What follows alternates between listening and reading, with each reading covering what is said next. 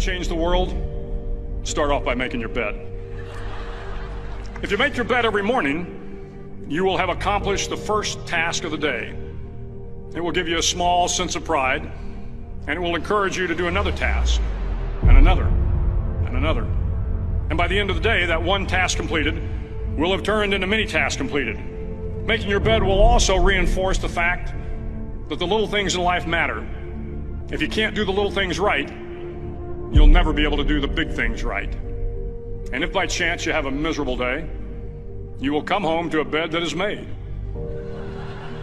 that you made. And a made bed gives you encouragement that tomorrow will be better. To pass SEAL training, there are a series of long swims that must be completed. One is the night swim. Before the swim, the instructors joyfully brief the students on all the species of sharks that inhabit the waters off San Clemente. They assure you, however, that no student has ever been eaten by a shark, at least not that they can remember.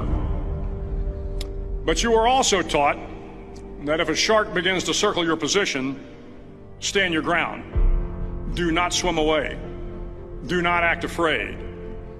And if the shark, hungry for a midnight snack, darts towards you, then summons up all your strength and punch him in the snout, and he will turn and swim away. There are a lot of sharks in the world. If you hope to complete the swim, you will have to deal with them. So if you want to change the world, don't back down from the sharks. Over a few weeks of difficult training, my SEAL class, which started with 150 men, was down to just 42. There were now 6 boat crews of 7 men each. I was in the boat with the tall guys, but the best boat crew we had was made up of the little guys, the Munchkin crew, we called them. No one was over 5'5". The Munchkin boat crew had 1 American Indian, 1 African American, 1 Polish American, 1 Greek American, 1 Italian American, and 2 tough kids from the Midwest. They out-paddled, outran, and outswam all the other boat crews. The big men in the other boat crews would always make good-natured fun of the tiny little flippers the Munchkins put on their tiny little feet prior to every swim. But somehow these little guys from every corner of the nation and the world always had the last laugh, swimming faster than everyone and reaching the shore long before the rest of us.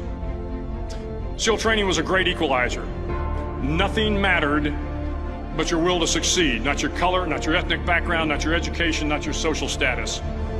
If you want to change the world, measure a person by the size of their heart, not by the size of their flippers. The 9th week of training is referred to as Hell Week. It is 6 days of no sleep, constant physical and mental harassment, and 1 special day at the Mud Flats. The Mud Flats are an area between San Diego and Tijuana where the water runs off and creates the Tijuana Sloughs, a swampy patch of terrain where the mud will engulf you. It is on Wednesday of Hell Week that you paddle down to the Mud Flats and spend the next 15 hours trying to survive this freezing cold, the howling wind, and the incessant pressure to quit from the instructors. As the sun began to set that Wednesday evening, my training class, having committed some egregious infraction to the rules, was ordered into the mud. The mud consumed each man till there was nothing visible but our heads. The instructors told us we could leave the mud if only 5 men would quit. Only 5 men, just 5 men, and we could get out of the oppressive cold. Looking around the mud flat, it was apparent that some students were about to give up. It was still over 8 hours till the sun came up. 8 more hours of bone-chilling cold. The chattering teeth and the shivering moans of the trainees were so loud, it was hard to hear anything. And then one voice began to echo through the night. One voice raised in song. The song was terribly out of tune, but sung with great enthusiasm.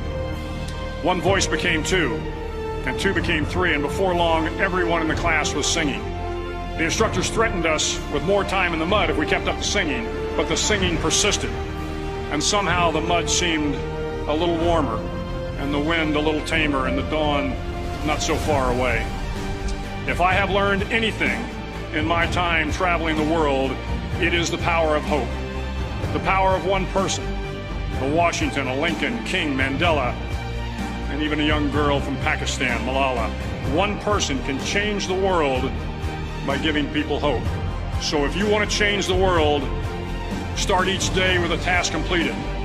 Find someone to help you through life. Respect everyone. Know that life is not fair and that you will fail often. But if you take some risks, step up when the times are the toughest, face down the bullies, lift up the downtrodden, and never ever give up. If you do these things, the next generation and the generations that follow will live in a world far better than the one we have today. And what started here will indeed have changed the world for the better.